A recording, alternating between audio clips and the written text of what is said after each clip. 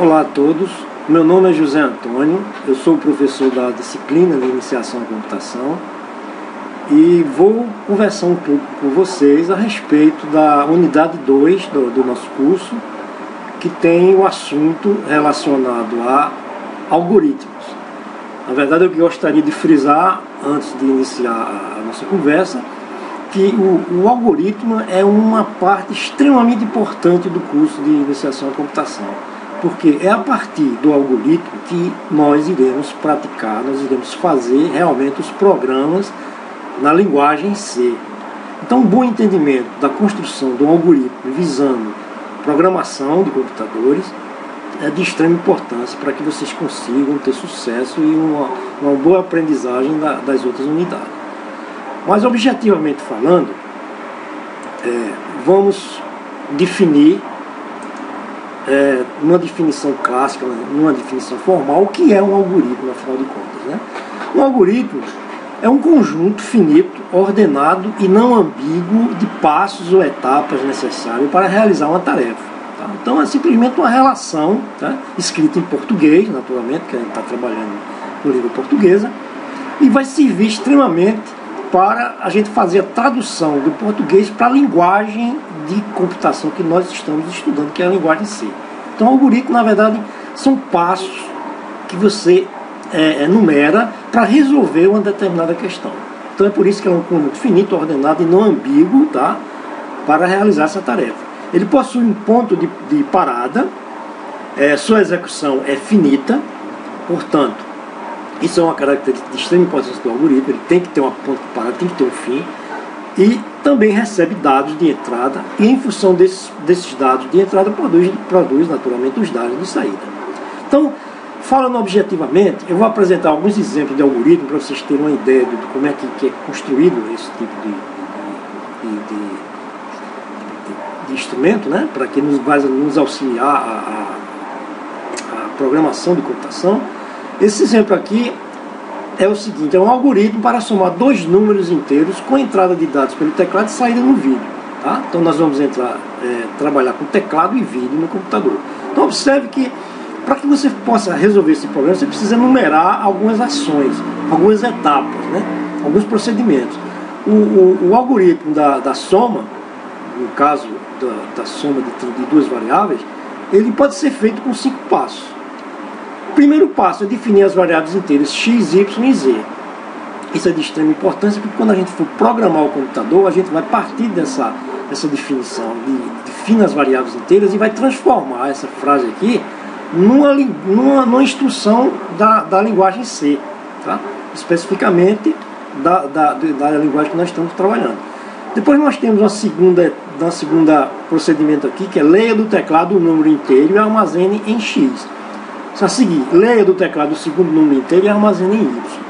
Quarto, faça z igual a x mais y. Aqui a soma propriamente dita é feita. 5. Escreva no vídeo o valor da variável z. Para que a gente possa seguir o algoritmo, é interessante, isso é uma boa metodologia, se construir uma tabela onde você vai verificando passo a passo o que está acontecendo para ver se o seu algoritmo resolve o problema que foi imposto. Quer dizer, no caso aqui, somar dois números inteiros. Então veja bem, uma vez definidas as variáveis, a coluna variável especifica essa definição, x, y, z.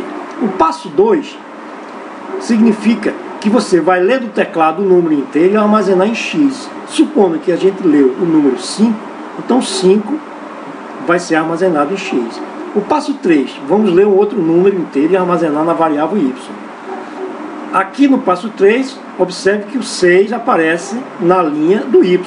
Antes disso aparecia interrogação, por quê? Porque nós não fizemos nenhuma menção a essa variável no passo 2. Fomos fazer no passo 3. E a interrogação significa que o valor que está armazenado nessa posição não interessa e não tem sentido para a gente, porque só a partir do instante que a gente acomodou algum valor nessa variável é que é de importância para a gente. Finalmente, depois de feito a leitura da segunda variável, a gente vai fazer a soma propriamente dita. Então eu vou fazer z é igual a x mais y, ou seja, z vai receber a soma x mais y, 6 mais 5, 11, e observe que no passo 4 o valor da variável z se torna 11. E finalmente, no passo 5, a gente escreve o valor de Z no vídeo. Então esse comando aqui, isso aqui vai se transformar em um comando futuramente quando a gente for fazer a programação. Por enquanto a gente está resolvendo um problema, mas uma vez resolvido o problema, fica extremamente fácil você passar o algoritmo para a linguagem de programação. Então esse algoritmo de soma, ele é feito com 5 etapas. O próximo algoritmo é um algoritmo um pouquinho mais complexo, mas não deixa de ser um algoritmo comum, né? Porque na verdade a gente está fazendo uma divisão. Então o algoritmo para dividir 2 números inteiros, com entrada de dados pelo teclado e saída no vídeo. Então o algoritmo é composto de 4 etapas, né? Nesse algoritmo aqui de definição. Defina as variáveis inteiras x, y, z. As variáveis estão definidas aqui, x, y, z. Leia x, supondo que a gente leu x do teclado, a gente associa a x o valor 10. Leia y, supondo que nós lemos no passo 3 o valor 2 para y, o y é associado ao valor 2. Finalmente, no quarto passo, né? Passo do número 4, nós temos uma construção um pouquinho diferente. Essa construção é uma construção condicional. Ou seja, quando a gente faz uma divisão, é interessante observar, claro, vocês conhecem isso mais do que eu, porque vocês estão trabalhando com matemática. Então, se você divide um número por outro número, o denominador não pode ser 0. Isso complica a situação, porque essa divisão é uma divisão que não tem sentido. Você dividir um número por 0, você está levando esse número ao infinito, né? Então, em termos computacionais, o que ocorre é que nesse tipo de divisão, quando y é igual a 0, o computador vai tentar alocar na posição de memória Z o maior número possível que ele consegue enxergar. Então, naturalmente, essa condição não pode ser feita e a gente faz uso dessa construção se, que é uma construção condicional. É uma simples pergunta em português que a gente consegue entender sem nenhum problema. Perguntamos assim: se y é igual a 0, então escreva essa mensagem. O número y, que é o denominador, não pode ser 0. Então, a condição y igual a 0 é avaliada. Se for verdadeiro, ela vai ser feita, ou seja, segue o então. Se verdadeiro, então escreva. Se falso, faça o sinão. O que é o sinão? Faça z igual a x dividido por y. Tá? Então a gente vai dividir os números se o y não é igual a 0. No caso aqui, esse passo 4 é identificado através dessa coluna. 10 dividido por 2 dá 5. O se y igual a 0, y é 2. Então 2 é diferente de 0. Então o algoritmo está especificando que você vai fazer o senão. Então aqui é um desvio. E essa condição se, ela vai ser transformada no comando if, que é um comando da linguagem C.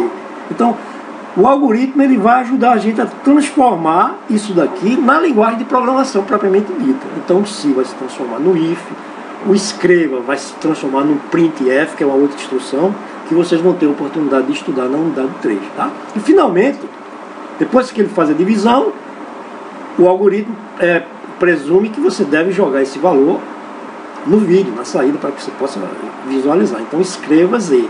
Então o passo 4 continua na sua sequência escrevendo 5, que é o valor do I do Z, no vídeo.